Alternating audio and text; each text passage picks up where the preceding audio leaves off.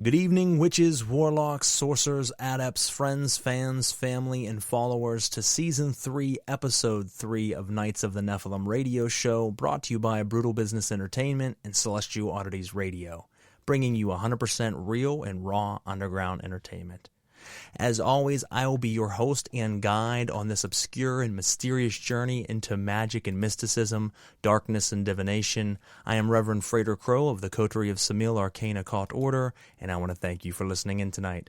Whether you're listening live, streaming after the fact, or you've downloaded us to your device for on the go, any which of the three is fine, and we do want to thank you for your patronage and support. But by clicking those buttons on whatever platform you are tuning in from, whether it be iTunes, iHeartRadio, Spotify, Deezer, Spreaker, CastBox, Google Play, Amazon Podcasts, or any of the other platforms in between that I might have missed, we do air across everywhere. But by clicking those buttons, it moves us up the podcast community rankings, allows more people to discover the show, keeps you in the loop with new episodes as they air, and gives you unfiltered access to our past archives. And folks, there's something for absolutely everyone out there. Whether it be this show here, Knights of the Nephilim, which is based upon esoteric science, occult doctrine, and ritual magic, bringing on the best theologians, mystics, practitioners, and ritual toolmakers that there are out there, or it be one of our other shows like Celestial Oddities, The Pong, Pair of Normal Guys podcast, centered around supernatural and paranormal phenomena, bringing on professionals within that field, or even taking on phone calls from the listeners around the world to hear your crazy and wild stories that you have encountered with the strange and unusual. And lastly, Uncovering the Underground podcast, interviewing artists that, from across music to modeling, stars of the screen, comedy, oddities, everything in between. We have something for everyone out there. So make sure you check out not only our live episodes each and every week, but also go back through our past archives. We have hundreds of episodes you can listen to.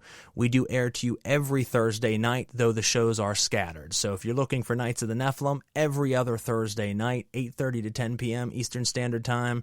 And on the weeks in between, we have Celestial Oddities. And then once these two shows are done, Uncovering the Underground picks back up for a while, which will be January of next year. So stay tuned. We have a lot of great material coming for you across all of our shows. Feel free to share this around to your friends and family and help raise the views on the episode. If you are listening out there, you can not only listen, but you can also interact with us live by using the Spreaker app or going through the Spreaker.com page. And that is Spreaker. That is our hosting site. You can go on there and listen, but it does give you the option of asking our guests each week questions, interacting with the show, and leaving your input, and we do read them off live during the show. We already have a first one coming in here saying, "Good evening, Frater Crow and Miss Sara Mastros." Well, good evening to you, sir, and thank you very much for tuning in. And that's what we want to see. Feel free to message us during the show, folks, and we're going to have a great episode. Before we jump into our guest for this evening, I would like to certainly thank our sponsors, Goetic Impressions, Limitless Liberations, The Telemancer, Belladonna Botanicals, and Arachne Arcane Services for all that they do for the show and for myself. And throughout the night, this evening, we will take stops and play snippets of where you can check them out at, what it is that they do, any promo codes if we have them, and tell you a little bit more about each of them individually as they are wonderful companies. Now, folks, if you missed any of our past episodes this season, we're only on episode 3, but the first episode we had Thomas Leroy of the Sect of the Horn God, and it was a great episode. We talked about Sinisterism and the advancement of Satanism, where we branch off from your standard Satanism to a more theological-based and more advanced-based mindset while practicing the dark arts. Our last episode, we had Delomin Ra come on and talk about ritual circles and the true importance and why they should be used in most operations. We also talked about being able to use your hands and get dirty into your magic no matter where you are, not needing to be in your temple, not needing to have fancy blades and fancy robes, though those things can help. We talked about how you can perform magic and do what you need to do anywhere on earth with what you have available to you, and that is very important. And tonight we have another great episode for you. Our guest this evening is Sara Mastros, author of Orphic Hymns, Grimoire, and the Big Book of Magical Incense. She is Pittsburgh's leading witch for hire. She teaches tarot, witchcraft, Greek and Near Eastern mythology, pan folk magic, and practical sorcery online and at festivals all over the East Coast. She does a lot of work, has a lot of great courses, and we're going to dig into a little bit of all of that this evening, so stay tuned. But before we do that, grab your athames and put on your ceremonial attire, light your candles and focus your desires. Step into the circle and intone the sacred names. Give offering and praise as you stare into the flames. And we summon the spirit that is Sara Mastros.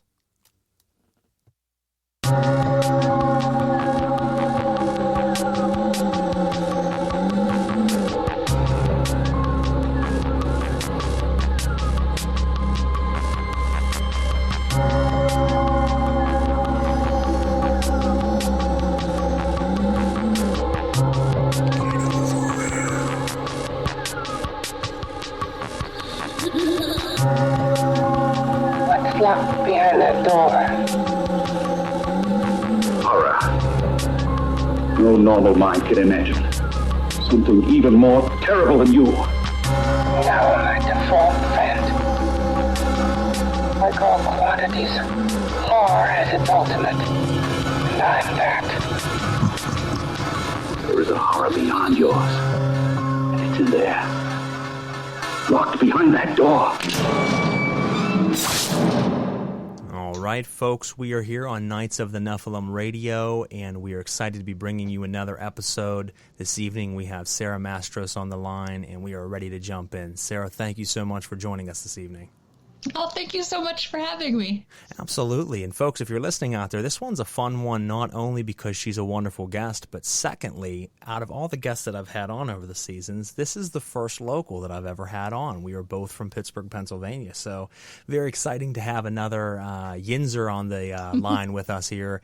And we're going to jump right in. So, Sara, I always like to start my shows very customary in the fact that I like to find out who you are and how you got started in the occult, and then kind of dig in further from there. So can you tell us, where did your journey first start as far as this occult journey for you? Well, that's a really complicated question because, unlike a lot of people, I sort of very early and naturally sort of flowed in this direction. So I grew up in a very sort of, not very religious, but maybe spiritual-ish in some way house. My mother's Jewish and my father was Greek. So I came up with a lot of sort of intact cultural traditions, right? That weren't necessarily deeply religious or spiritual, but they were very much about the teachings of our ancestors, and sort of the gods of our ancestors, right? Even though my family wasn't religious, there was definitely a sense of Greek mythology that those were the gods of my fathers, just the way that the God of Israel was the God of my mother's people. Right. Okay. And I feel really lucky to have grown up in a place. I grew up in Lancaster, Pennsylvania, so on the other side of Pennsylvania from where we live now. That's a place where people still genuinely love the land they live on. Right. So Lancaster, at least when I was growing up there, right, maybe slightly less so today, was culturally relatively hegemonous, right? And that started off as sort of a mixed Anabaptist culture. So there were Amish people, but also Mennonites and Brethren, and also a lot of irreligious Pennsylvania Dutch people, right? So I grew up in another sort of pretty witchy and land-rooted culture. And so for me, unlike I think a lot of people who grew up Christian, there was no bright line dividing regular life from these things that our Christian-y waspy culture tends to label as witchy and occult. They were just sort of all woven together, right? I grew up with a lot of folk traditions, but I also grew up, weird. I was a real weird kid who talked to trees and ghosts And I was uncanny. Like, I was uncanny in a way that other people noticed as a kid. And I was really lucky to grow up in a family where, like, you know, my parents did think my witchiness was a little silly and I might outgrow it. Clearly they were wrong. But it wasn't, like, forbidden in any way, right? So there was never a moment when I, like, sort of jumped into it. I was sort of always there growing into it. But there is one moment where I found out that other people were also doing these things, right? So when I was about, I don't know, I'm going to guess probably 9 or 10. I fear that I've told this story on a lot of shows and my age varies in the story because I'm not really sure how old I was. You know, older than 8 and younger than 12, I will say. My mostly estranged grandfather sent me a birthday present, although it was not my birthday, and of like a gift certificate to a mail order book catalog. And for the youngins listening out there, you have to understand that when I was a kid, like, there was no internet. Like, the amount of books available to me in Amish country in 1990-ish, when the story is set, is quite low, right? So this was an exciting opportunity, right? It's about, right? And so I'm looking through this catalog, and one of the sections was labeled witchcraft, and it was in the nonfiction section. And I knew what nonfiction meant. That meant it was real. And I went to my mom, really said, I was like, Mom, is witchcraft real? Like in fairy tales? Like, are witches real? And my mother very politically said, well, there are definitely people who think they are witches. Right? And so I ordered some books, and I guess that's when I learned to place the things I was doing naturally, right? Talking to trees, talking to ghosts, like praying to pagan gods, like all of those things, making little talismans, like, which I just sort of picked up out of folklore and like just generally stories, you know, fairy stories and mythology and all of those things, all of which I was reading. And also,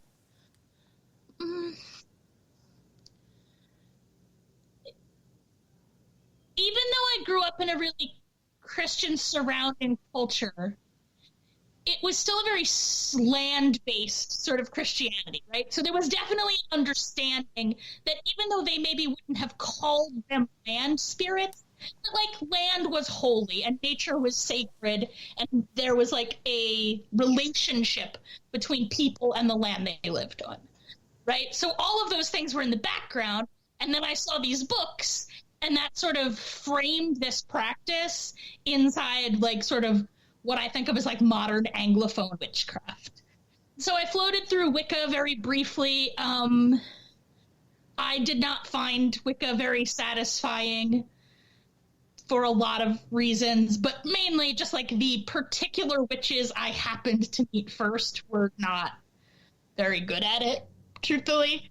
But somewhere along the line, I sort of picked up the idea that like the witchcraft you were supposed to be practicing was like the witchcraft of your ancestors, right? And so as I mentioned, I was half Greek and half Jewish, and so that was a very fertile ground, right? I had a lot, like that's sort of the core ancestral sort of practices that feed into what we think of as sort of medieval high magic, right? We've got this Greek Goetia sort of folk magic, right? Mixing in with this very Jewish sort of Hebraic spirit magic tradition. And so I sort of stayed in that arena for a long time, and that's kind of where my path grew out of.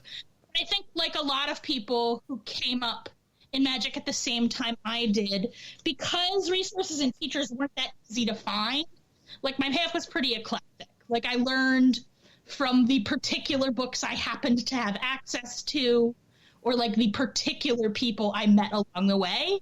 And so there's like a little bit of this and a little bit of that in ways that seem very eclectic, but was actually just like a natural process, a slow growing practice. That's interesting because it reminds me of myself. I talked about it on one of the past episodes, I think it was last season, where when I was 14 years old, I had gotten a book catalog order, same as you, and I normally wouldn't look at that. I mean, I kept busy and was always outside playing, and I did a lot of stuff in nature as well. But for some reason, something called me to pull up this catalog and look through it. As I was looking through it, one book jumped out at me. Now, it sounds kind of cliche, but at the time when I was looking through it, I seen this book from Anton LaVey and the Satanic Bible, and I'm like, what, the Satanic Bible? And I grew up Catholic and went to Catholic school, but I never resonated with that, and I always had a lot of questions that couldn't be answered. Right. And when I hit high school, I kind of rebelled against that and was doing my own thing. And then when I seen this book, it just called to me, and it was like, you have to get this book. So I had asked my mom, I've been saving up money for mowing lawns and things, can I order this book? And my mom, though she is Catholic, was always very cool with whatever path I wanted to choose. So she said, sure.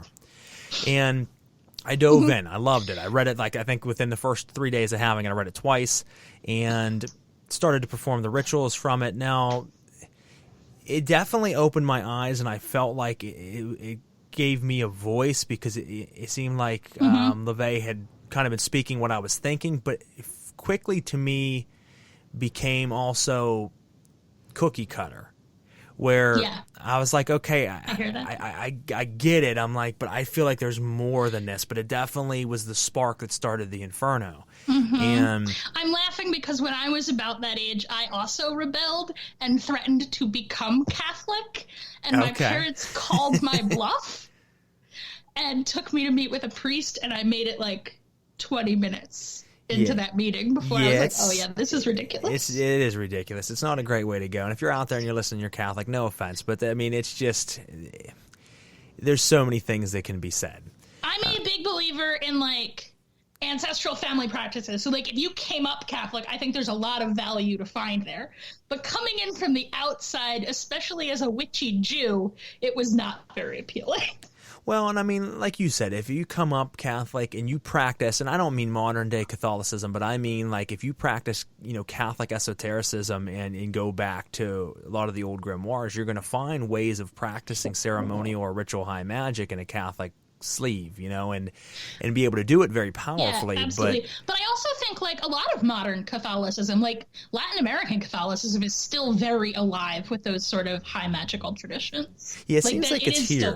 It seems like it's here. Well, not necessarily, because in England you have a lot of that too. But I mean, it depends on, like you said, where you're at, because some of them still practice very traditionally. But I mean, it has been skewed so many times over. But as you mentioned, your background, two very strong backgrounds. I mean, with Greek, you have the Greek magical papyri and great works that are very powerful.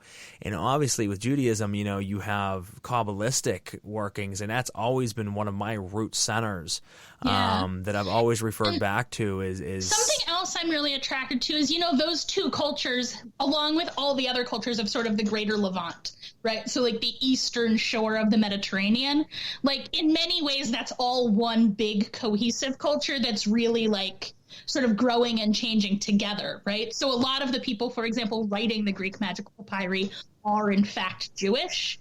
And similarly, a lot of Jewish magical texts, say Sefer Razim, are very deeply informed by that Greek Goetia. And so I really liked that sort of syncretic, urban, multicultural magic, right? It was very easy for me to find that. And as somebody who grew up multicultural, as I think in many ways, most Americans do, right? That was really important to me. It helped me learn how to blend things together. Well, and it's nice too, because not only in practice, but also in theology. I mean, if say, we were talking about Christianity or Catholicism, if you go back to, the canons of the Bible, or you even want to go beyond that and go back to the Torah and the Talmud and things like this, you have a lot of exchanging hands there as well, because you have the Septuagint, the Greek version of the Bible, you have the Torah, the Old Testament, of Judaism, and then you have the modern Christian Bible. But there's so many crisscrossed waves between the three of them that they all kind of took a part of each other, back and forth. And when you start to really dig into what is the root meaning of the passages of the Bible beyond just a good fantastical story, and dig into what is the exegesis of it all, and you have to kind of cross-reference all of them. And because they all seem to carry secrets that carry over to the other one. I've always found that to be very interesting. the hands that have all went into these ancient texts that we still, I don't think, have a grasp on, their roots, because you can say that the Christian Bible was pulled from Judaism, but then you can say that the Jews had pulled this from, Mesopotamia and from the old stone tablets that were found. Who knows the actual truth, but there was a lot of hands going back and forth. Yeah, and the fact is that, it's not just a process of sort of, inheritance and stealing. These are actual people, colleagues who know each other, Jewish and Greek and Christian and pagan, neighbors working together to develop coherent local systems, right? So, and that's what I mean sort of about, that Pan-Levantine culture, right? That I think, weirdly, the myth of cultural purity is actually it's a reaction to colonialism. Cultures are complicated and they always overlap, right? And when that overlapping becomes brutal, right? When it's an oppressive colonial power taking over your culture, right? That makes those very difficult waters to navigate. It does. It but that's not the only way. For thousands of years, people of many different cultures lived together, in not particularly colonized ways. Which is not to suggest that late antiquity, when I'm talking about, is that period. The Greek magical papyri are definitely written under an oppressive Greek colonial government. Yes, absolutely. We have some comments coming in here. I see one that says, I've noticed a trend with older practitioners, me being new and growing up with the internet. I'm not that old, golly. I guess we're both being called old here. I've noticed a trend with older practitioners, me being new and growing up with the internet. It seems to me people who came up before what I like to call strip mall occultism seem to have not necessarily an easier time getting into the occult, but a lot less nonsense to sift through between all the authors and online personalities. I think there's a misspelling here. Are they ultimately better off for it? So I think that's a complicated question, right? I think that there's a difference. I don't know that one way is necessarily better or worse. I think it's more that certain people react well to one environment, right? So I think, I can't speak for everybody my age, but I think most people, I'm 44, I think most people my age and older, most of us, we didn't come up in an information-rich environment. So it wasn't easier, but the problem wasn't you still were wading your way through a lot of crap. It's just that the crap wasn't all labeled as a cult. So instead of wading through 50 books on witchcraft by maybe people who don't know what they're talking about, you would instead wade through 700 pages of mythology and folklore and botany and those sort of things to pull out the pieces, right? So I think that, we had less resources. So you would get one book and study that one book really hard. And I don't think it did make it easier. I actually think it made it harder, but a lot of people just dropped out. In order to learn witchcraft when we were coming up, to stick with it, you had to mean it. It was hard. You didn't get that many books. You didn't have that many teachers. In order to find information, you had to go looking for it, right? Whereas people now, I think in the early stages, right, there is, you're just wading through this load of crap, and there's not a lot of, it's, for a while, it takes a while to build the kind of, literacy skills in magic to kind of be able to tell the difference between what's crap and what's not, right? Just like in any field, right? But particularly in fields where you don't necessarily have a teacher, right? And I don't necessarily think it's better or worse. There were plenty of idiots who didn't know what we were talking about when we were kids too. Well, and Frater Barabbas, talks about that in his book, Disciples Guide to Ritual Magic, which anybody listening out there, great book to pick up. It was made, I think, early 90s, maybe late 80s. And he talks about his experience getting into magic quite a long time ago, and very similar to what we're talking about here, where there wasn't near as much to sift through, sure, but there wasn't near as much to get your hands on.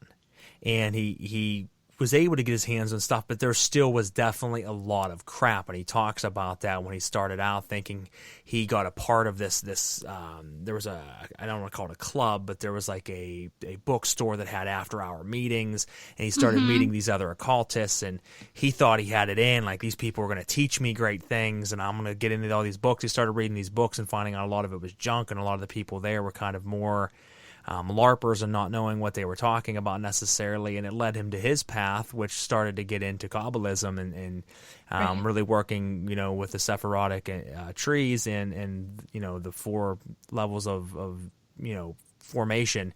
And he starts talking about building up from there, but then he also kind of caveats that back to a modern day where we're sifting through a lot as well. So to the listener out there, there's different viewpoints that, sure, you didn't have necessarily as much because there is just a lot of phantasmagorical, things out there now that are just merely telling fantasy stories.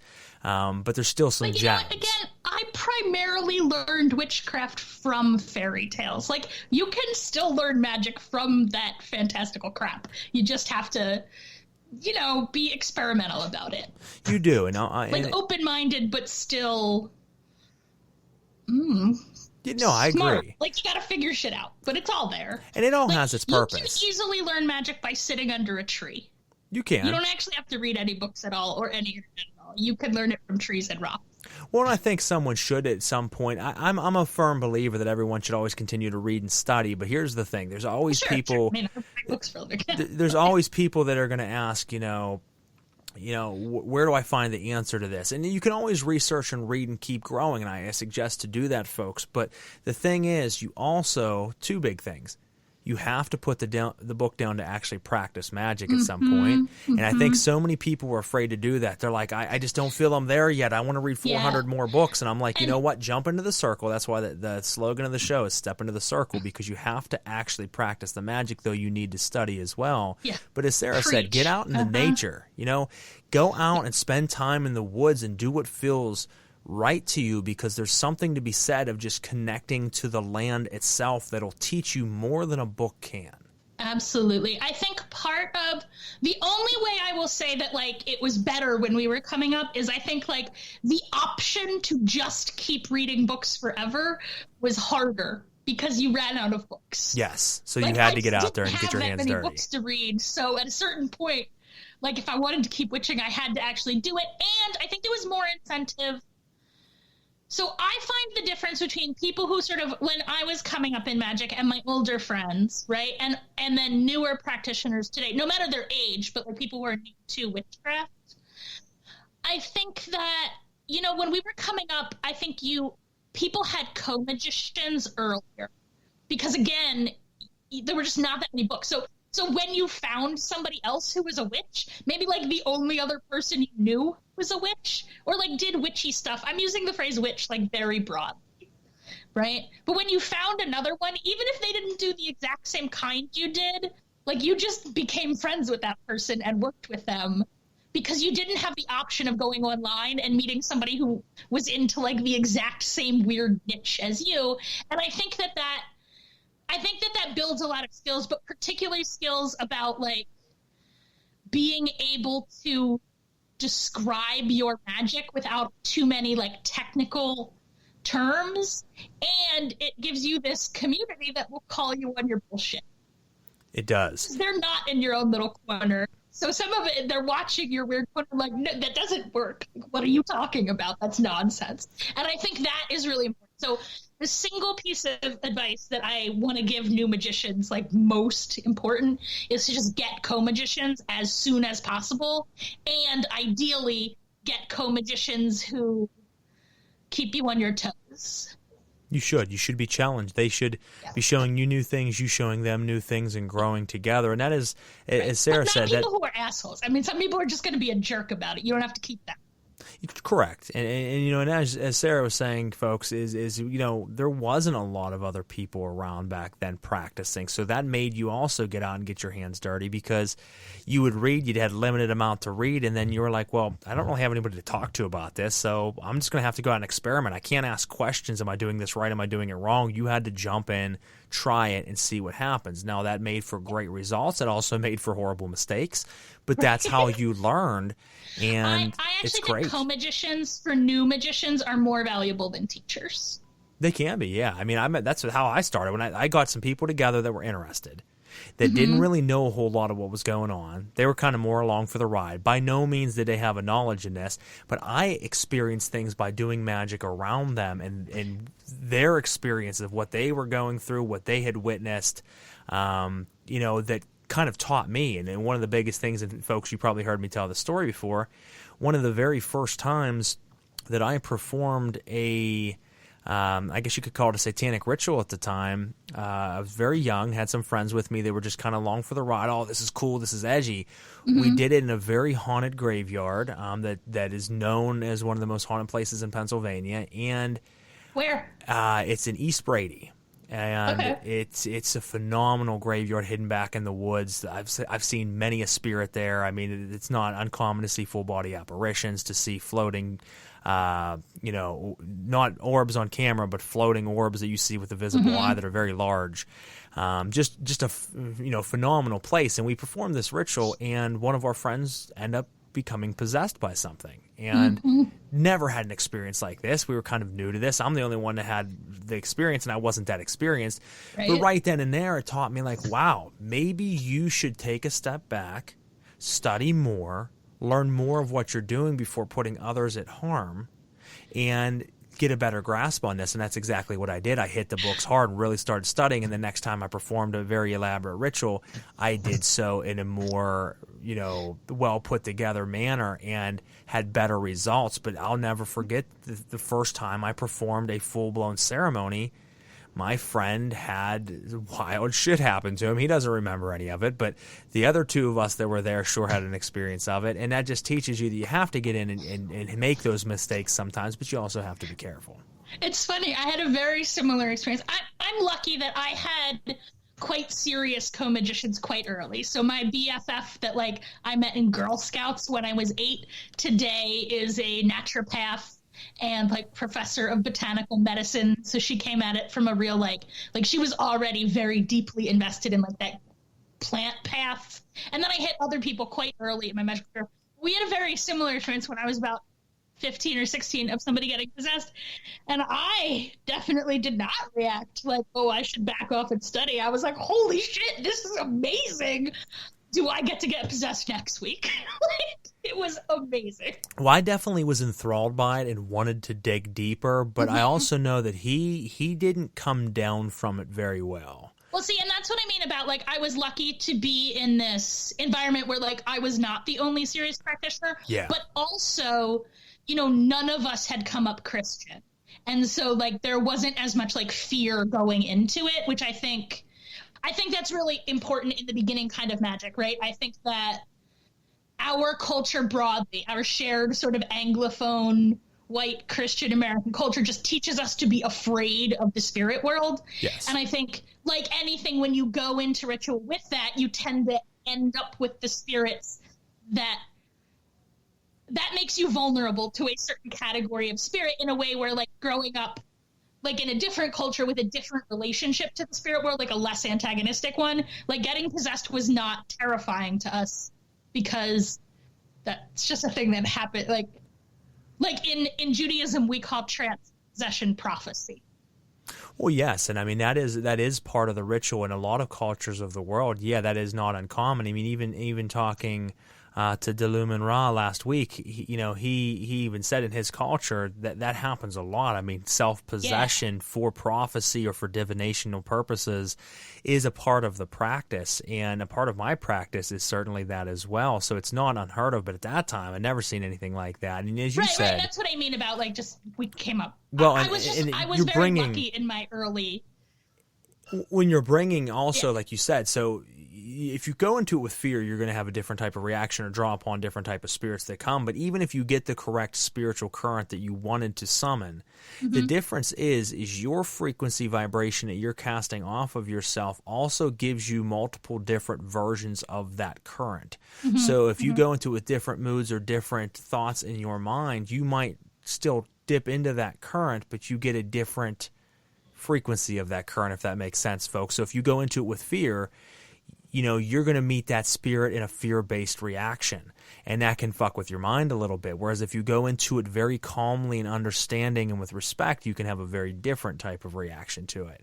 Exactly. It's just like, I'm not saying that like magic and hallucinogen drugs are the same, but in a similar way, going into them, I think like your set and setting really sort of informs how it plays.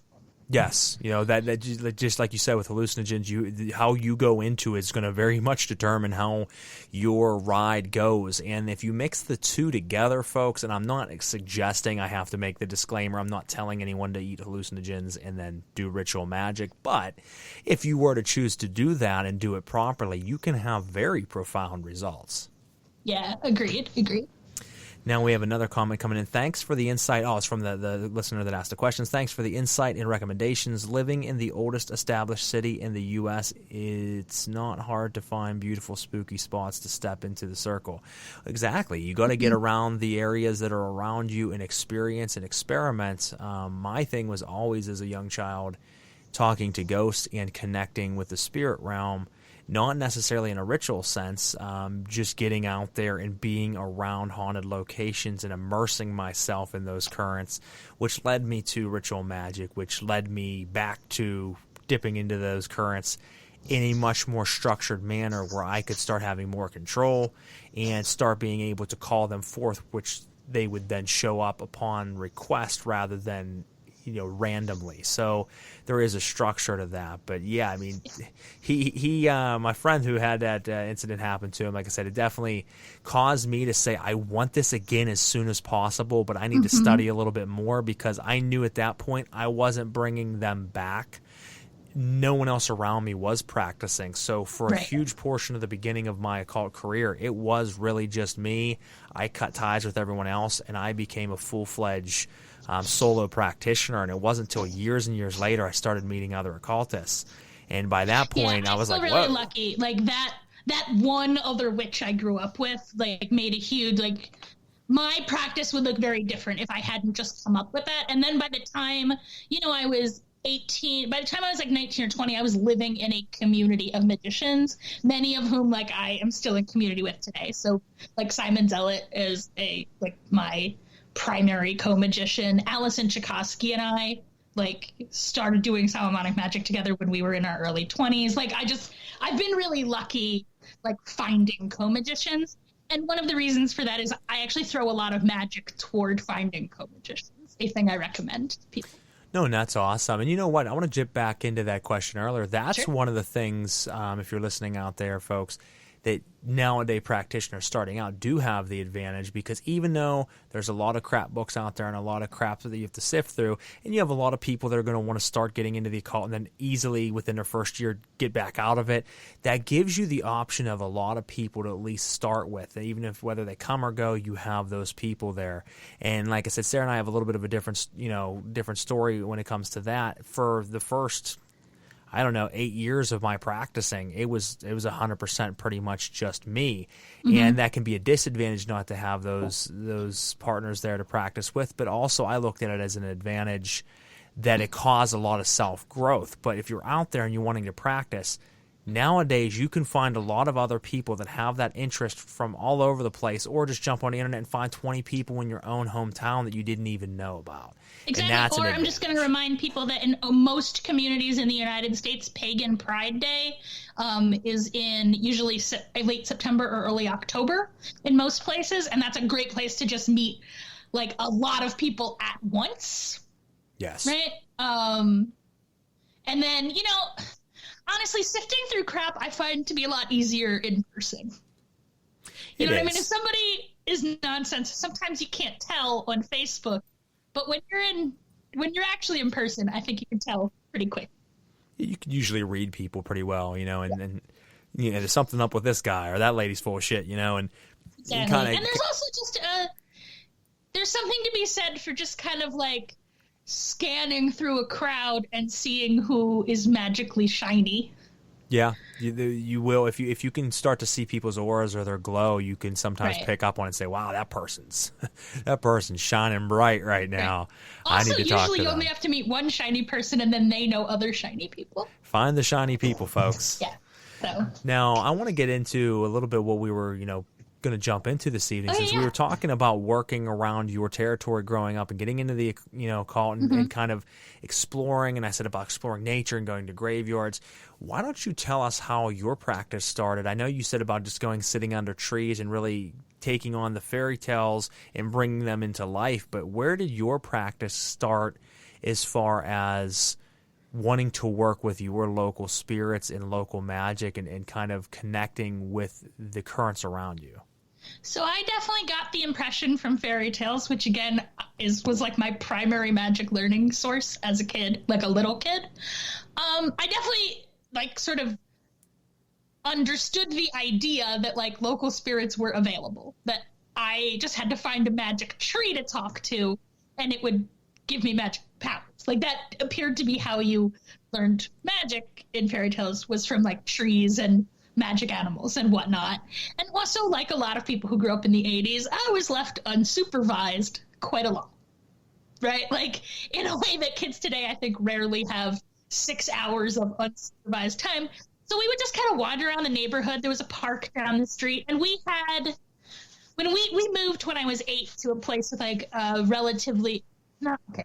I thought of it at the time as a big backyard, but that's because I grew up in the city. So I understand, compared to giant, it was not a big backyard, but it was a yard, right? It had some trees in it.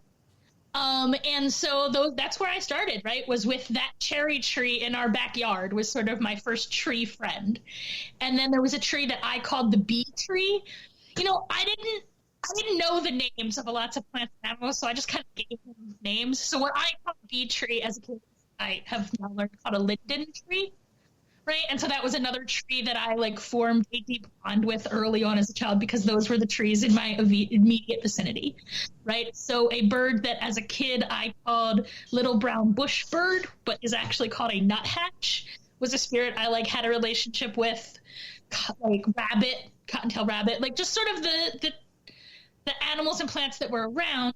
And then, we would go to, so Lancaster County, where I grew up, has a lot of well-preserved wilderness, a lot of which, shout out, is a consequence of the Lancaster Conservatory, I think it's called, who does a lot of work preserving our wildlands, which today, remember the best friend I was talking about that I grew up with, her mother, I believe, is on the board of that charity now. So I had a lot of exposure to not fully wild old growth forests, but to large tracts of wild land, right, where I got to know the native plants of my area, and they were just unquestionably alive and beautiful and magical, right? Once I got into the woods, that was unquestioned. And my father was quite a fan of local history.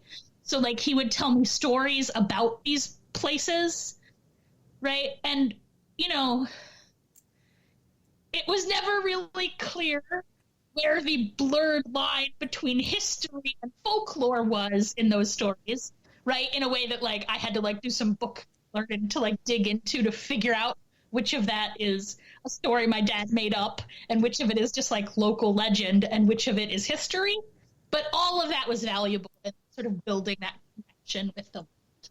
And then once I got a car, well, not a car, but once I learned to drive when I was 16, that gave me the ability to be I could go out into the woods in a way that I couldn't walk to the woods from my house, but there was still nature, but not woods. You could walk to cornfields from where I lived, which was pretty far, but I grew up with a suburban lawn with some trees and garden plants and stuff. Well, that's kind of how, for myself, when I was younger, I just really took an affinity towards being in the woods, being in nature, walking along the river. My town that I grew up in, it sits right along the side of a river. Mm-hmm. And, I spent a lot of time just staying around the river or walking through the woods. Now, a lot of kids were like nature, sure, but a lot of them are hanging out together, and I've always been a loner, so it's like I would hang out with friends and everything, but a lot of times you could find me just walking deep into the woods by myself. And same, especially like I said, once I was able to drive and like get absolutely. further into the woods. Yeah. And I'd be in there talking to plants and talking to mushrooms and animals, and then, like I said already, with the graveyard thing, I always had a very big drawing to graveyards and to spots of paranormal activity. And I was kind of a strange kid my whole life. I mean, I still am a little awkward, but kids on a weekend night would want to be going out and partying and doing this or that, and my friends would want to hang out, and they'd be like, all right, what are we going to do tonight? And I'd take them to a graveyard somewhere, and they're like, we're hanging out in the graveyard? I'm like, absolutely. And they're like, what are we going to do? We partying? I'm like, no, we're going to sit here in chairs and just be quiet. And they're like, what do you mean? And then we would sit there, and you'd have activity happening around us, or I would be talking to the spirits and just being very cordial with them and saying, we are here to communicate with you. We know that you are here, and we could be anywhere tonight, but we're choosing to be here with you, to spend time with you, to give you company, and in return would like your company also. Can you let us know that you're here? And then wild shit would start to happen, and these same people that were kind of naysayers at the beginning of the night would be like, oh my God, this is crazy, Crow. And I'm like, yeah, it's all around us and you're not familiar with it. And that's always something that I was just drawn to. And as I got older, it got a little bit different. And even to this day, I like to go out and make, just as you'd imagine ritual offerings during ritual, I go out and make offerings quite often to the trees and to the animals. I mean, recently I took... It would have been 8 half chickens, so 4 whole chickens, and 4 of which I threw into this pond for the animals of the pond, 4 of which I laid on the land for the animals and the spirits of that area, and did a very nice, I don't want to call it a prayer, but a very nice prayer to the land spirits, letting them know that this was an offering to them for nourishment and respect. And I do that quite often. In fact, I actually, in the next couple of weeks, need to go back. My dog had passed away, and I have a lot of dog food. And I'm going to go back and feed all the fish in that pond. And it's something as simple as that, folks, might just seem like, okay, you're feeding the animals. But there's more to it than that. You are giving back to the land. You are not only giving to the animals, but you're giving to the spirits of those animals and the spirits of those trees. And something will happen if you're very true in nature like that. As you go out and start to spend time alone in nature, you start to have more experiences. And I go out and camp alone in the middle of the woods by myself. I do night walks. Sometimes I do investigations in the middle of the woods at nighttime alone, miles deep. And you will have the craziest interactions happen to you that seem out of this world. And it's because they feel comfortable showing you this because they know your type of spirit mingles with theirs. So that is how I personally have worked with them. I totally agree. And I also want to say, like, for people who, like me, live in a more urban environment, right, where you can't necessarily get out to the woods all that often, like, everywhere is nature. So, like, inside your house, that's also nature, and things live there, right? If nothing but you lives in your house, that is an unhealthy, sterile environment. You should maybe get some plants and less poison in your house, right? And similarly, like, even a little tiny garden can really deeply connect you with that spirit of land. Like you make offerings to it, you learn about sort of this compost cycle. Like I love the magic of place that is in wild places, right? But I also love the magic of place in domestic places, right? In houses and like in a yard. Like that is also a kind of local magic. So, like, even if you live, I've lived in, like, small apartments in quite urban areas where, there was nothing, there were no outside plants. It was just sidewalk and macadam everywhere you could see. And, like, that's still nice, right? There's still local spirits. Well, and sometimes people, it's funny because I have been involved in, like I said, the paranormal side of things for many, many years and do a lot of investigations. I've done a lot of cleansings of homes and businesses and whatnot. But a lot of calls I get a lot from people are that there's something here in my home and something is bothering us, yada, yada. And a lot of times what I explain to people is unless it is of a malevolent nature harming your family, I don't get rid of it. So people be like, oh, well, yeah, but there's a ghost here and I want you to get rid of it. I'm like, that ghost has every bit of a right to be in your house as you do. In fact, it probably lived there before you, actually. Or it's a spirit of the land, and yeah, it belongs to be there. So if it's not causing problems, you need to get to know it, because that just means you happen to see it. Most people don't realize there's spirits around you all the time, and if you're not in tune to that, they're always there. Exactly. And that can get out of balance, especially in really densely. I do think that the more densely populated an area is, the more likely that sort of spiritual ecosystem is to get a little out of balance if you're not careful. Yes, and it can. And I certainly come across multiple cases where there's been, something has turned malevolent, or just maybe is by nature, but sometimes it just has kind of, due to different things going on in that area, has added that extra layer of icing, like we talked about earlier, to kind of switch that current to something else and have to deal with that. But you still always try to get in touch with it first. Oh, sorry. Yeah, I agree. And even, some things seem malevolent, but they're just out of balance, right? There is an element, the sort of spirits that sort of bring decay and death and ruin, those are actually important parts of a spirit ecosystem. It's but they need to be balanced with other spirits of growth and light and joy. But without those spirits, it will get stagnant. They perform an important function just like in a natural ecosystem, right? Rot and decay and death, those are important parts of that sort of cycle, right? So those chthonic spirits, which can get a little malevolent if they're not properly balanced, although super celestial spirits can also get a little uncool if they're not properly balanced. To me, I think there is both an aspect of individual spirits have their own personality, and sometimes they're just assholes, but also sometimes they're just out of balance in a way that needs to be rectified.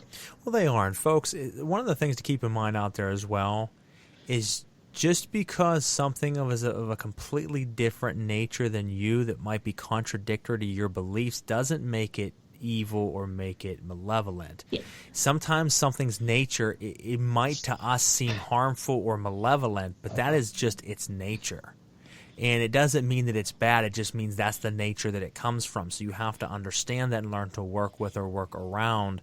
Yeah. But let's say also sometimes they have legitimate grievances. Sometimes there's legit the one causing the problem. Well, sometimes there's legit malevolent creatures that do definitely have harmful intentions. That are just out to get you, just like with humans, right? Some humans are also malevolent. Absolutely. So you just have to be careful with that. But I mean, if you're honorable and you treat spirits with respect, it's very seldom you're going to have much of a problem. And that's me speaking of my own terms. I mean, someone could be disagreeing to that, but if you show totally respect and work with them properly, it's very rare you're going to have much of a true affliction of any kind. I agree, especially because if you generally treat spirits respectfully and you have a lot of friends in the spirit world, then when a malevolent spirit does get all up in your face, you're not facing that situation alone. You have a whole phalanx of spirit bouncers behind you that is oh, hey, you can't treat our girl that way.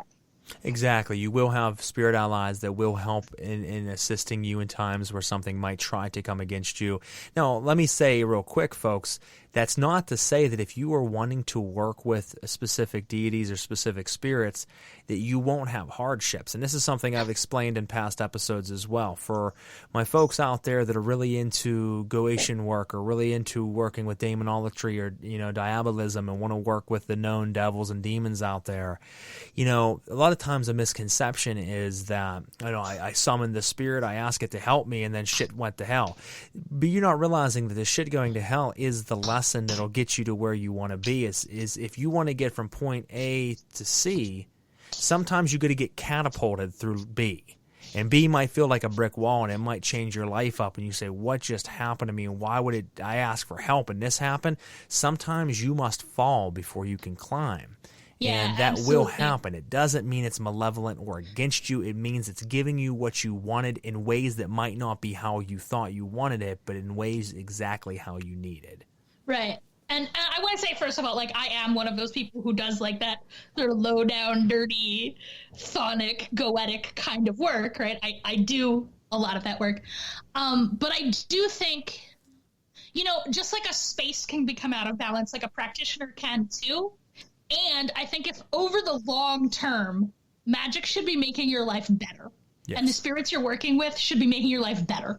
And if they're not, like if you look over the course of your life and it's actually just like one terrible traumatic initiation after another, like consider the idea that maybe the spirits you're working with are not your friends. And that is something to be said as well, as folks, no matter how respectful you are, no matter how serious you are, no matter how much you follow guidelines and do everything to a T, most of the time you're not going to have a problem, like we both said. But there are going to be currents that you call upon or spirits that you call upon that you just, for some reason, don't connect with. You're not getting results from, or you were getting bad results. And there has to be a point where you are intuitive enough to say, you know what, I just can't work with Spirit X because we just don't connect for some reason. Our natures are different, and you have to walk away from that. I mean, if you're someone that thinks you're going to call, and I'm just using Negotiation because it's an easy one to talk about, if you're going to someone that's going to call the 72 different demonic names and think that all 72 of them are going to be your friend, that's not the case. You will find ones that you work with very well. You'll find ones that don't even come when you call upon them that often, and you find ones that just don't do anything for you or cause problems with you because of different natures or whatever you were projecting out when you call them. I know this sounds ridiculous, but I really think of it kind of like dating, like like being set up on blind dates, right? Like some of them are fine, but like you're just not into each other. Some of them you meet them and you're like right away like, oh, we're gonna be friends, this is great, right? And some of them seem good for a while, but then you realize they're ruining your life, right? And I think it's just important to remember that, like, you know, the sort of like protocols of interacting with spirits are largely the same as they are with humans. Like, usually if you be nice and respectful and friendly, most people will return that with nice, respectful, friendly behavior. And some of them you'll be friends with, and some of them you'll just be, you know, friendly acquaintances. But some people are assholes, and some spirits are assholes. And some of them just hate you for like no apparent reason, just like with people. And you just gotta like trust your instincts, and just like you wouldn't, you know, like enter into a compact with a human like the day you met them, right? Like, you know, be sensible about it. Like, don't commit to things right away. Like, take it slow. That being said, like, it's not like I've never compacted on a first.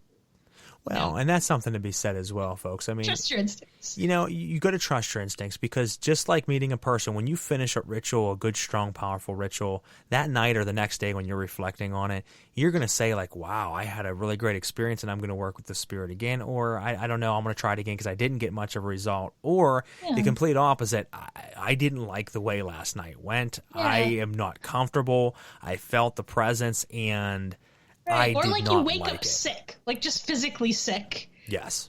You know what I mean? Like really think about, reflect on, like, do you like being in the company of that spirit? Like, does it make you feel good inside? Like, make you feel good about yourself in that kind of way, but also like create a pleasurable sense in your body? Or does it feel like creepy, crawly, cold bugs are running up your spine?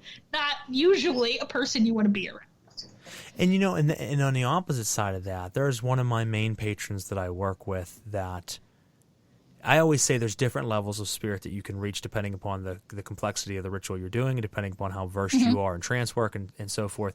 That exact feeling, very ill, but it wasn't in a sense that I would say, normally it would be like, you know what, I'm not going to work with that spirit again, I got ill. This was a sense that I kind of wanted to tap into that 100% of the spirit, which is known more for necromantic operations. And when he came, I felt truly the touch of death on my shoulders, and I got violently ill. I actually thought during mid-ritual I was going to die, but I pushed through and said I will not be stopped, keep pushing through. And it was an amazing outcome. But it was one of those ones that, I mean, most people would turn back because it was like, I very well might die tonight, but I was willing to do and truthfully, like, I don't know about you, but for a beginner, I would advise them to probably turn back. Yes. At that stage, like, that's maybe not, like, you know what I'm saying? Like, you know, don't get into a stranger's van is advice we give children. Sometimes I have had a lot of fun in strangers' vans as an adult. Sometimes you're hungover because you had a great time. But, like, I don't even mean so much get sick during ritual. I mean, like, if the next day you wake up with the flu. Yeah, that's true too. If you're suffering an ailment, that's a sign that like something went wrong. But sometimes it just means you overspent. Yeah, you can spend a lot of energy and really be messed up. But sometimes it's like you got something creepy crawly inside of you. I will say I can't speak for other people, but personally, when I experience like a miasmic kind of a spirit, it almost always causes me to menstruate, despite the fact that my birth control like suppresses my menstrual cycle most of the time. But like for me, that's a very reliable sign that like I got something in me that needs to get out. Okay. And I've heard that from other like magicians who menstruate. Interesting. Okay. Yeah, I mean, you have to, and like you said, though, that is important. And one of the things I wanted to touch on with what I said was, you're talking about working deeper with like packs and things like that. Yeah, this was several workings in with this spirit before something like this ever happened. And as you said, a beginner should not reach in that deep because it is a little bit too powerful. Now, if you're working with a spirit out there, folks, you don't. I mean, fortune favors the bold. But you can, but you got to be careful. As a responsible grown up, we're supposed to tell you not to. Well, and don't make packs the first time you call a spirit, as Sarah said earlier. You definitely shouldn't. Like, you need to learn the nature of the spirit before you call it. It shows up and says, like, I'm going to do this for you if you do this for me, and make this pledge. I totally agree, but also sometimes I fuck on a first date. Well, true. It just depends on the feeling. I mean, if you call and you have a good feeling, go with it. I really do think, like, trust your gut. You know what I mean? Like, if something feels off, that's when, like, you start to impose that sort of more formal ritualized structure where you're like, you put a buffer. You don't maybe get immediately transpossessed. You use something like a dark mirror to buffer it. You don't make promises. You make everything happen in writing. Like, when you make a pact, you put it in writing. And you're like really like legaleasy about it. Like you make the rabbi read it 4 times, make sure it's like written up right. You know what I'm saying? But I think like, just like with people, I think sometimes you meet a spirit and it's at first sight. And at least personally, I've never been wrong when I felt that way. Like the spirits that I pacted with on a first date are spirits that I'm still in pact with 20, 30 years later. I agree to that. Yeah, I work with a lot of spirits, but there's about 6 specifically that I work with very tight-knit. And then I knew from the very first time that I had an interaction that I'm like, okay, this is a current that I will work with forever. And, as pretty much anybody out there knows, Lord Asmodee is for me one of the patrons that has always come through for me, who's always taught me very powerful lessons and has always felt one with me. And I knew that from the very, very first time that I had called upon him, and he broke the fucking water pipes down the block from my house, which a listener, when I was telling that story 2 seasons ago, said, "You're shitting me." The very first time that I had conjured, Asmodeus, the water pipes broke in my basement and flooded my house. The first time I conjured Ashmedai, it snowed for 7 days. Wow. Okay. He does some wildly powerful things. Yeah. And I would say out of all the spirits I've worked with, he's shown me some of the most trippy, off the wall things that just seem like they're just cartoon. You're like, what the fuck just happened? Like lighting candles without having to light candles. Yeah, exactly. I agree. And here's what I mean about like pacting on a first date, right? When I was an itty bitty kid coming up in Wicca, I really mean it. I'm like maybe 11 in this story, right? I was told by a book, I think Buckland's Big Blue Book of Bibbidi Bobbidi Boo, that I needed a he god and a she god. So I dedicated myself to Hermes and Hecate, basically on a whim. Great and choices. You know what? That's been great. Like, I've been witching my way through that pact for more than 30 years at this point, and I've never regretted it. So I really think, like, especially, like, there's a difference between a spirit that maybe has a quite unsavory reputation that you want to keep in mind before you jump right in. Like, a lot of spirits, like, if they've got a good track record, like, most people don't think they're demons. But I also love demons. I'm not saying you shouldn't work with demons. I'm just saying, like, sometimes there's a reason they have that reputation. Like Beleth. Right? Like, I don't know. I encourage you to pact on a first date if you feel like it. You're a grown-up. Now, before we go any further with that, folks, we are going to jump into a quick message here of our sponsors, so we'll be right back on Knights of the Nephilim. Knights of the Nephilim podcast would like to thank our sponsor, Goetic Impressions. Goetic Impressions is a company dedicated to the faithful creation of advanced ritual tools by following Grimoire guidelines as closely and as feasibly as they can in the modern world. Follow them on Instagram, Facebook, or their website, goeticimpressions.com, to stay informed on new projects and limited-time items that they roll out frequently. For listeners of Knights of the Nephilim podcast, you can use the promo code KOTN10 for 10% off of your overall order. Again, that is KOTN10 for 10% off of your overall order. And make sure you check out their Facebook, Instagram, and website. Once again, the website is www.goeticimpressions.com. Again, that is goeticimpressions.com for absolutely everything for your ritual needs. Fantastic items, quality items, greatly priced, quick shipping. Can't speak highly enough about these guys. Absolutely wonderful team, and I'm glad to have partnered with them. Thanks, guys. Knights of the Nephilim podcast would like to thank our sponsor, Belladonna's Botanicals. Belladonna's Botanicals is owned by Jennifer Vatsa, a left-hand path and poison path witch, certified aromatherapist, herbalist, perfumer, skincare formulator, and incense crafter who designs and has created a massive product line consisting of over 300 products, with new ones being released every month. Belladonna's Botanicals provides high-quality, handcrafted metaphysical and self-care products, including flying ointments and oils, herbal tinctures and elixirs, herbal smoke blends, ritual oils, powders, incense, radionically charged crystals, ritual bath products, fragrances, and bath and body products.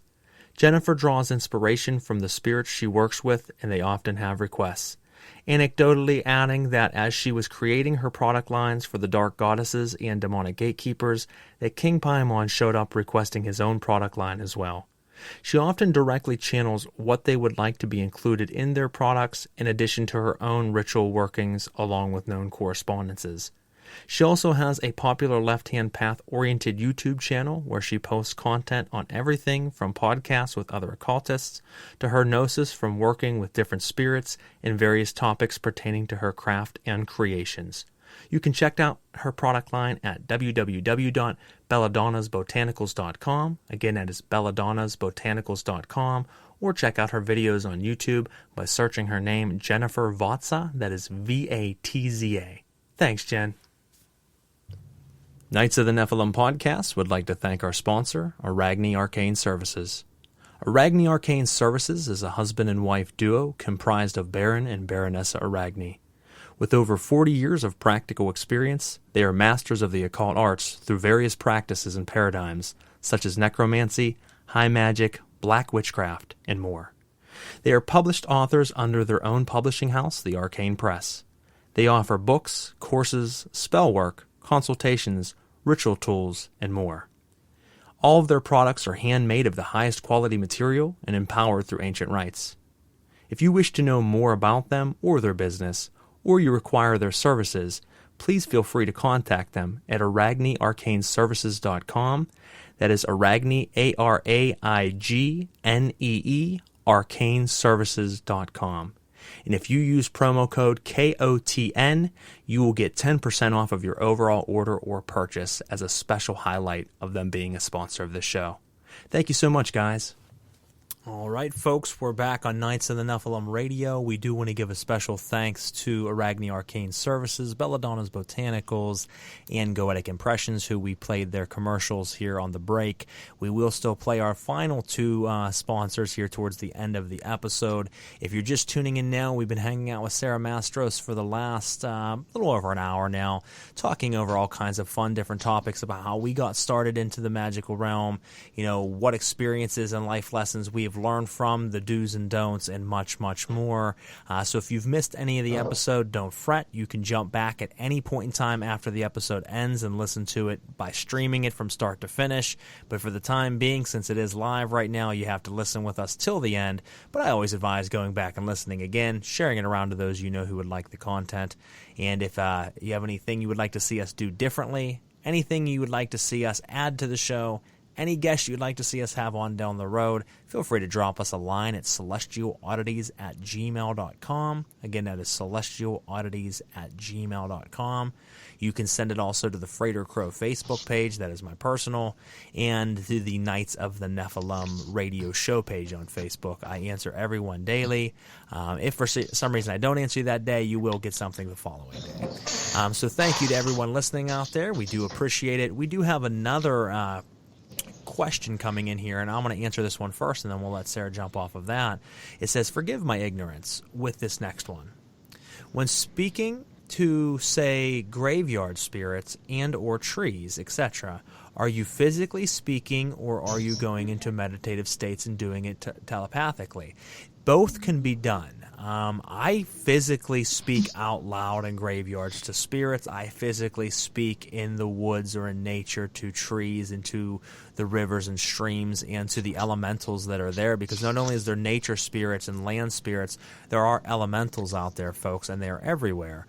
And you can speak to them out loud. Now, as important as that is, you should also take time to sit down and get you a very deep meditative state, because in that state you can speak to these spirits on a different wavelength. So I say both are very important, and both have their place. Yeah, I totally agree, right? I think that I usually speak out loud. Sometimes I don't when I'm working with spirits that, like, I sort of already have a deeply established relationship, right? So, like, the black walnut tree in my backyard that I talk to most days, sometimes I talk out loud, but sometimes I'll just, like, sit with my back against him and, like, share in non-verbal ways, I guess is what I will say. I think the most important thing is not about how you do the talking, but about remembering to listen. It is. You talk for a while, but then you have to stop talking and listen. Yeah, sit quietly and pick up what messages it's giving back. That's very important. Now, I have a question I'd like to ask, because Sure. I find this interesting. So, you know, I'm a big fan of Carlos Castaneda and his work talking about Don Juan and talking about the shamanic types of sorcery that he learned in those books while tutoring under Don Juan. Now, they talk about certain plant spirits as not being individual to each individual plant, but being more like an overall spirit of that type of plant. Now, when we're talking a lot of these are what he would call spirit aids. I guess you could call them spirit guides, but they don't use that exact term. And, you know, it calls them allies. That's what the term I want to use, spiritual allies. And he talks a lot about peyote or mescalito. And he always says, when working with mescalito, when you meet mescalito, he doesn't talk about the mescaline as it being each peyote cactus button being its own spirit, that they are all one spirit. Every time you ingest mescalito, you, if done right, will meet him. Same as they talk about, you know, he would talk about like belladonna or mugwort and all these different plants, these baneful plants you can use. And certainly, if you ever venture down that path, be careful, folks. But if you do it right, it can be very advantageous. I am a very, very avid poison path. I don't want to call myself a poison path practitioner, because I'm not out there growing poison path gardens. I'm not all fancy like that. But as far as using in practice, I was fancy. well, you know, I don't. So there's so many people out there that they're so educated on the growing of the plants, and I'm like, that is just not my bag. But I definitely love that, and I love to partake with the ritual using them. But I'm not a green thumb by any means. I can't grow shit, but I do. But I mean, what's your thoughts on that? I mean, do you feel that, like, there's an overall spiritual essence absolutely. of that plant? So absolutely. I think that both individual living plants each have their own spirit, right? But that also there's what I think of as like an spirit, right? So, like, every individual black walnut tree is its own living being, right? Like, just like I am a living being, like, it's a living being, it's a person with whom you can have a relationship. But in addition to that, you can have a relationship with great black walnut, right? The spirit of all walnut trees, all black walnut trees. And similarly for every other path, right? And so I do think that And, certain plants are teacher plants, right? They're the ones that teach you that kind of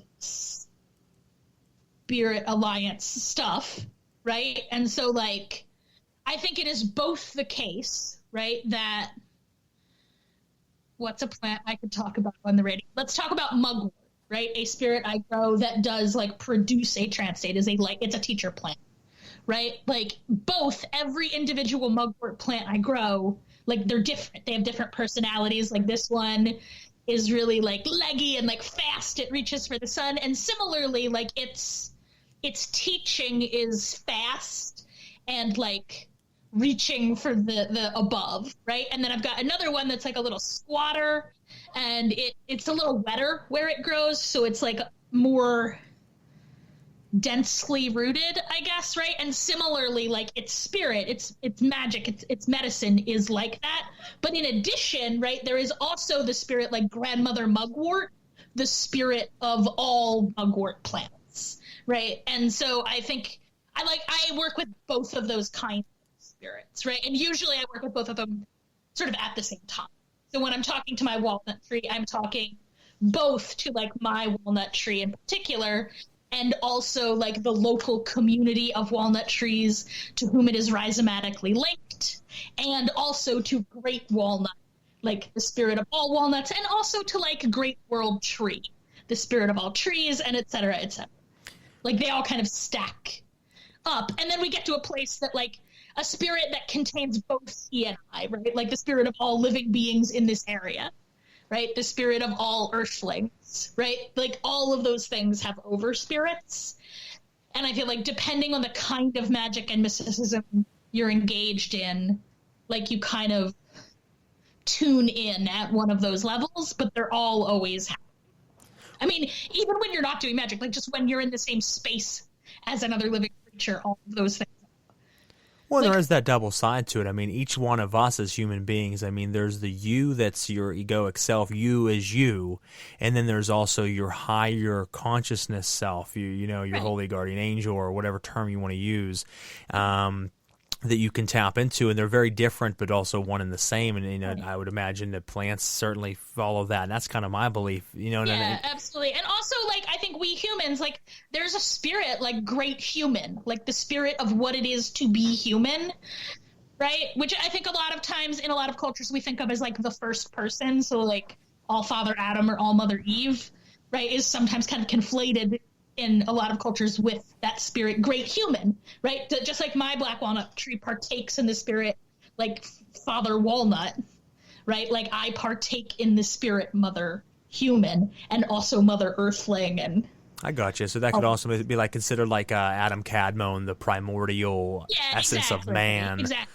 No, one of the things I found very interesting is there was a lecture, or I don't know if you want to call it a lecture, but a pamphlet that was written by Paracelsus that he talks about the four elements and their spirits, and he talks about every plant having an elemental who resides within that plant to keep that plant growing, and would also be its own separate essence. So you have the spirit of that individual plant, the overall overspirit of that type of plant, but then you also have this elemental that lives within that plant, within the rocks, within the streams, and the different types of elementals who contribute to that. And I found that to be a very interesting concept, that, every plant, every mushroom, when you pick that mushroom, there was an elemental or is an elemental inside that has helped that plant grow, and it will die and it will dissolve and go back in. And what he says there is that elementals are very similar in essence to human beings, in the fact that the human being body, not the spirit. So he says that, like, when they die, they just dissolve. They go back into their own essence, and then they're reborn again. There isn't, like, an individual soul that goes on from elementals. He says about the fact that once they have reached their lifespan, however long it might be, it goes back into the ether of its own essence and then is reborn again as a new elemental, but it's not individual. So if you're listening out there, folks, look that up and read those papers. I think they even have an audiobook on it now, but it is a very good thing. Now, I want to take a sidestep. If you are out there, folks, thinking, and I say this cautionary, if you're out there thinking that you would like to attempt to try baneful plants during your practice, a great way of doing so is going through Emporium Black Truffles. A friend of mine owns that company, and he does a phenomenal job. He sells different types of truffles made from different types of baneful plants. Like, for instance, Transbringer Nightshade truffles made with Datura, Bergmansia, Hembane, and strawberries. And they're delicious. They will get you there, but don't go into it thinking like you're eating a drug, because you're not. He only puts enough in these to help take your mind state to the right level of trance to tap in deeper. This is great for someone who maybe has a trouble reaching that level of trance, and even for someone like myself who does not have trouble, it is just a great enhancer to your rituals. He has sold thousands of these, never with an adverse reaction or any harm coming to anyone, so you can look him up at... Yeah, I've also used them, and I also endorse them. They're great.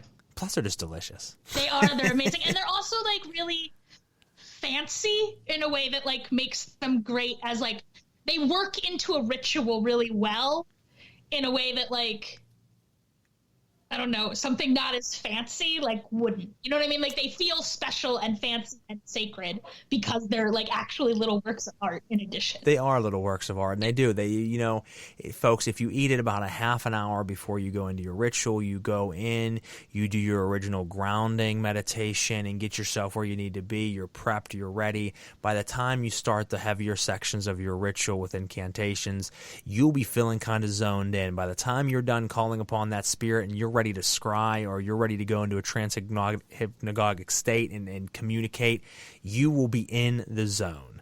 And like I said, not too much that you can't perform, and not too little that you're not feeling it. It's like the perfect amount to really tap you in to the ethereal worlds and connect to spirit.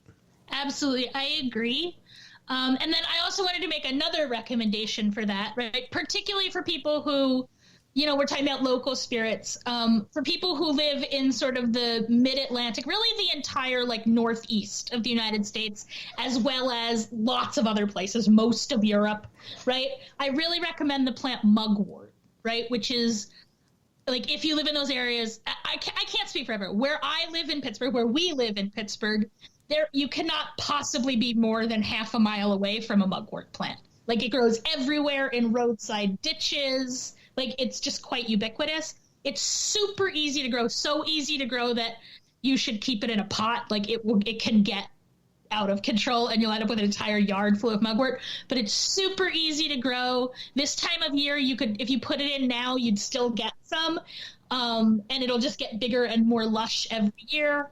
It makes a really sort of light, trance-inducing tea. The only thing I'm going to say, you can also smoke it. The only thing I'm going to say is that some people are allergic to it smoking it, right? So before you smoke it, try some in tea and see how it sits with you, because some people have, like, I mean, not like anaphylaxis kind of allergic reaction, just like hay fever type allergic reaction. So, you know, test it out before you use it in bigger doses. But it's hard to overdose, so it's quite mild. And it's a really beautiful, very green, very, like, it's sacred to, like, Artemis and the moon. It's got that kind of, like, witchy, moony, teachery plant spirit vibe to it. It's a beautiful ally. Artemisia. And I would say... any Artemisia. And I would say that if you are unfamiliar with these plants and dosages and things, ask someone who knows in that field before you just start going crazy with it, because some of these plants, as we say, they are baneful. So if you're getting into, like, using deadly nightshade and things, you want to be very, very careful. Someone like Samus, you know, who is kind of a professional in that field, can help you with that. But you don't want to just start saying, "Oh, I'm going to eat this much of it," and have no idea of dosage. It's like the Amanita muscaria. Mugwort to people to start with, because it's like, you're gonna brew a tea out of it, and you could not, like, if you drink a reasonable cup of tea, you could not, even if you filled the entire teacup up with it and then infuse that, like, any reasonable strength tea will, like, you can't really have too much of it in that. And that's good advice. It's a very gentle teacher, and that's one of the reasons I like it. But also, it's it's a particularly gentle, like trance. And it is a good one. And I mean, some of them are not so much. And I mean, like Amanita muscaria is if you very low doses, you are good. It'll take you to nice places. Right. If you eat a higher dose, you will not be in a good place most of the time. it'll kind of take you out of your element. That's what I'm saying. Like, that's maybe not the first teacher fungus to try. You know what I mean? Like, start with some softer ones. Be careful with your funguses, folks. Yeah. Be gentle with the funguses. Now, we're almost out of time. Grandmother mushroom is amazing. Like, absolutely. 10 out of 10 recommend. I'm just saying, maybe not your first rodeo. You know, the way that they used to take the Amanita muscaria mushrooms very, very long time ago is shamans would eat them and then they would piss into jugs, which their followers would then drink from, and it actually made them trip harder. It for some reason, once it is digested and actually consumed and it comes out into the urine, is actually how it was originally meant to be taken. For some reason, it does something to it that causes a whole different thing to happen. I'm not begging to drink and piss. So a lot of the poisons is part of what happens. So a lot of the the harder aspect, like physically harder aspects of it. Yeah. Like the magician's kidneys and liver filter some of that out, right? So that for people who have a lower tolerance, right, who aren't professionally getting high the way maybe spirit magicians are, right? It provides a gentler high. It does, because folks, you have a lot of times in mushrooms, you have different elements that'll get you there. You have psilocybin and you have psilocin. Amanita muscaria is high in psilocin, and psilocin is often not found a lot in other mushrooms, and that can get you there, but it can also cause some wild effects. So that's how they used to do it a long time ago, which gets into a lot of other things about how Amanita muscaria is actually, correlated with Christmas and how St. Nick and reindeer all came about. And we're not going to get into that tonight, but it's a very interesting story. It's a very interesting mushroom. Now, we're almost out of time, so before we go, there's a couple other things I wanted to jump into, but we're just not going to have enough time for them, so we'll at least dip into it. You made a very wonderful book about incense that, is in my mind one of the best gatherings of just a vast majority of incenses. There's a shit ton of incenses in there. And, I want to ask how that got started. Obviously, you're hands-on. You do grow your own plants. You do make your own incense. But what started you to get into that, and what caused you to put together this great book, this great tome of incense? Oh, thank you. I'm glad you liked it. So as I said, my first co-magician, right, from when I was really young, was hard on the plant path, is now a professor of botanical medicine, right? So the plant side of the green kind of witchcraft was not necessarily something I had an immediate calling to, but rather my co-magician did. So I did a lot of it too. Right. So I've always been into plants and gardening because of her. Right. It wasn't other parts of my practice. I feel like I had a calling to, but that one, it was her calling. And I was just around for it. So I learned a lot of it, and I do like it. Right. The way I started making incenses and oils and other things for personal use. But, when I was first learning, I was just kind of experimenting, and I'd smell it as I went. But sometimes I'd accidentally put in too much of one thing, and then I'd have to put in more of the others to balance it out. And suddenly I would have this huge, I would have 3 cups of Aphrodite incense that I would never use that much. So I started just giving it out, and then I started selling it. And then, I'm a writer, right? I like to write. So, and incense is kind of hard to advertise in a picture because it's just a bowl full of stuff. You know what I mean? It's hard to make it look good in a picture. And its primary attribute is smell, but I could not convey in a picture, right? So I started basically just making recipes, telling people what it was in and describing the smell of it, and sort of explaining why I picked those ingredients. Partly because I would actually rather people make their own incense than buy it from me. I think other people should. I think we live in a time where connecting people to the earth is actually deeply, deeply necessary. And we're in a desperate, extinction level crisis if people don't get their hands in some dirt. and like change the way that we relate to the earth. So I really encourage people to do that. So I'd rather they just made their own than buy it from me. So I would just give away the recipe as advertising for the incense, and then I slowly turned that into a book. But one of the reasons that the book is about incense instead of, say, oils or whatever is I think, it's a book about incense, but it's really a book about making any kind of plant-based magic, plant-based potion magic. I just think incense, where you basically just put all the ingredients together in a bowl and light them on fire, is kind of like the most primitive form of potion making, right? Whereas making oils and things just requires a little more technical skill. Well, it's a very important thing. I mean, incense itself is not only it helps your mind get where it needs to be, but it's an essential part of ritual. You got to burn incense. Now, there's so many different types of incense to set different moods that enhance our brain chemicals in different ways. That'll either put you in a very trance-like, comfortable state, will make you very alert.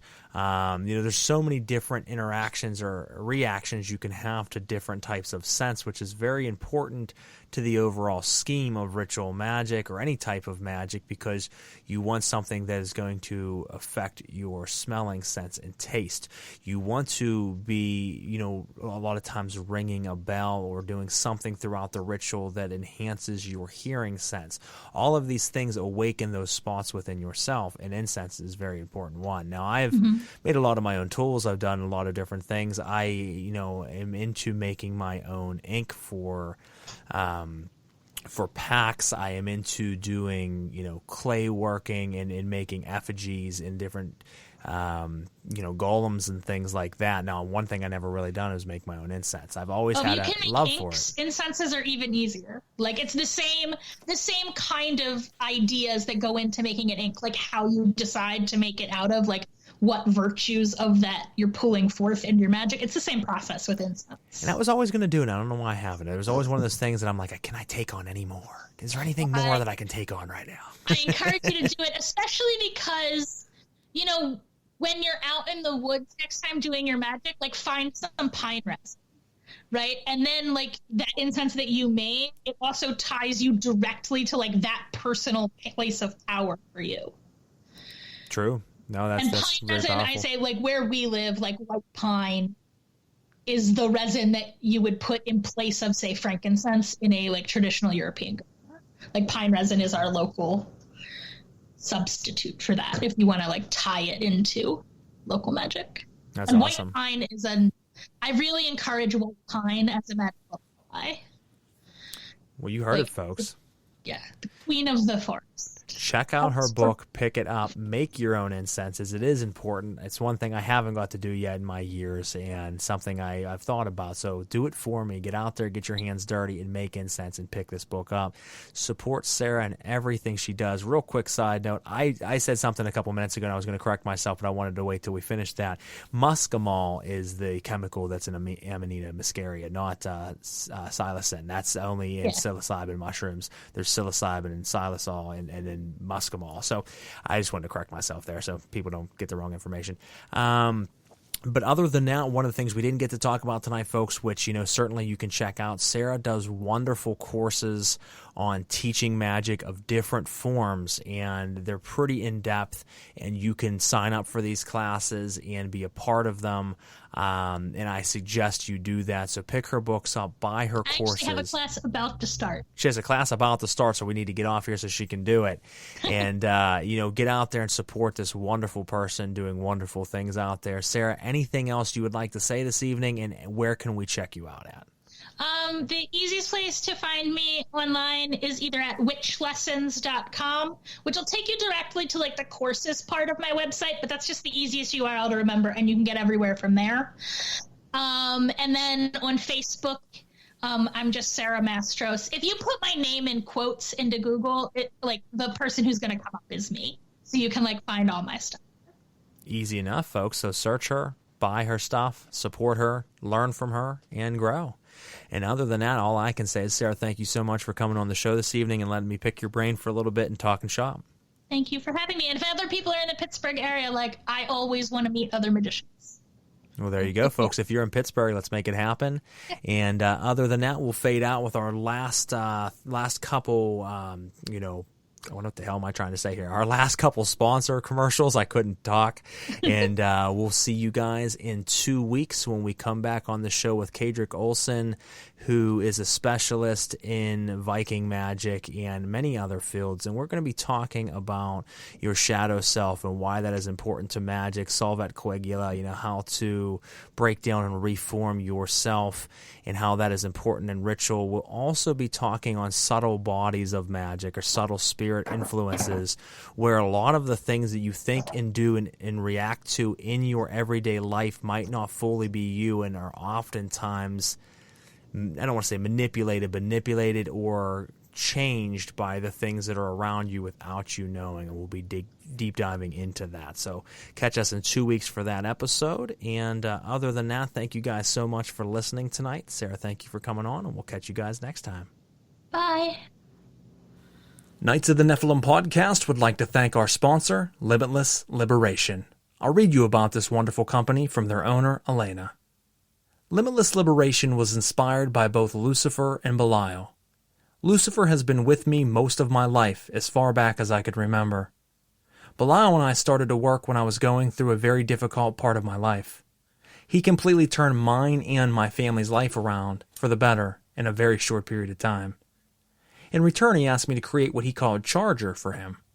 He showed me the designs, so I created the first Charger for Belial, and Lucifer wanted one next. From there, I had spirits lining up with requests for magical items. Some are control freaks, while others just inspire. They are all so individually different, but every single item created has power within it. Each item operates on many levels. They operate as an anchor for the spirit you're working with, thus aiding easier connection between the two of you. They also operate like a power cell or battery, where they already come with an inherent energy to them, but they become stronger as you feed them and pull from them during ritual, as well as to strengthen your workings. Limitless Liberation continues to grow to honor the spirits that we love to work and build relationships with. You can check her shop out at etsy.com/shop/Limitless Liberation. Again, that is etsy.com/shop/Limitless Liberation. Knights of the Nephilim podcast would like to thank our sponsor, The Telemancer. Let me first tell you a little bit about their owner, and then I'll tell you a little bit more about them. James Hunter Ralston has been a member of the Order of the Voltec, starting in 2008 and progressing through several degrees, last serving as head of the Outer Order. The Order of the Voltec is an offshoot of a pylon of the Temple of Set, originated to study and practice several forms of the sorceress methods centering on techniques used by Mexican and other Central American priests and magicians. Many of the techniques involved were popularized in the late 1970s and 80s by Carlos Castaneda. Over the decades since his first experience with magic, his desire has grown into the creation and use of what other shamanic sorcerers term as power objects, talismans, amulets, totems, and other powerful objects. His interests expanded to the degree that he chose to become an apprentice of several Appalachia's premier craftspeople and learn the art of metalcraft to produce power objects for both himself and select patrons. He does work with gold, pewter, silver, and sometimes other metals as well.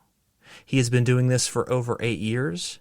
He does create talismans, pendants, rings, altarpieces, and more, almost all exclusively by custom commission. And you can check out his stunning work at facebook.com/thetelemancer1. Again, that is facebook.com/thetelemancer1. All as one word. Thank you so much.